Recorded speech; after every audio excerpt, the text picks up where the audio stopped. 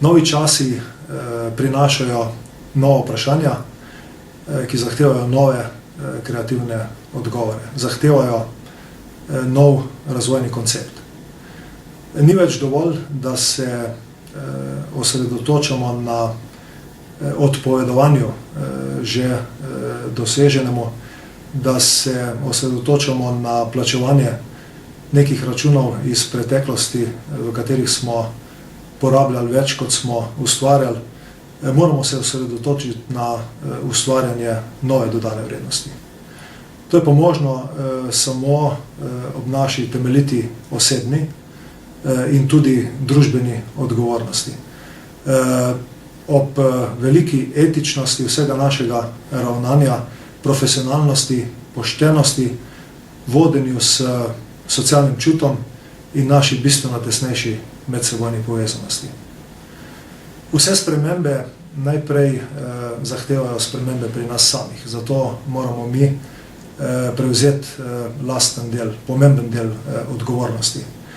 Zato se slovenski gospodarstveniki zavezujemo, da bomo naša podjetja vodili še uspešneje, da bomo bistveno dvigali vložke oziroma investicije v razvoj in raziskave v naših podjetjih, da bomo razvili svetovno primerljivo raziskovalno laboratorijsko infrastrukturo, ki bo omogočala globalne inovativne preboje na nišah, v katerih smo lahko tudi vodilni v svetu, da bomo več investirali tudi v kompetence naših sodelavcev, ki so povezani z investicijami oziroma z inovacijami, predvsem v inženirski kader, da bomo na ta način bolj kreativni in inovativni in da bomo tako dosegli globalne inovativne preboje, ki bodo rezultirali v povečani dodani vrednosti za naše kupce, v preseganju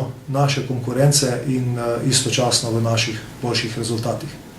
To pa bomo dosegli predvsem z še večjo participacijo vseh, ki so vključeni v inovacijske procese, da jih na ta način maksimalno nagradimo in tudi motiviramo za to, da bomo maksimalno izkoristili naše razpoložljive človeške resurse. Kaj lahko še storimo skupaj v tej smeri? Predvsem lahko sredstva, ki so že sedaj namenjena za raziskave in razvoj, uporabimo še bistveno bolj produktivno. V Sloveniji se že zdaj odlikujemo po izjemnih dosežkih na področju bazne znanosti. Pademo pa v prenosu teh dosežkov v konkretne tržne rezultate.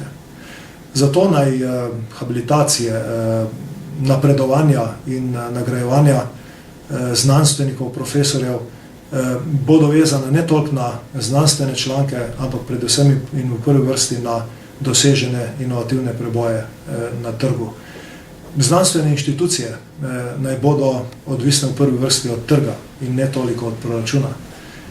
Mladi raziskovalci, ki jim je skoraj prepovedano delati karkoli konkretnega v povezavi s konkretnimi projekti v podjetjih, naj bodo tista povezava, tisti most med odličnim baznim znanjem in odličnimi v prihodnosti inovativnimi tudi aplikativnimi projekti.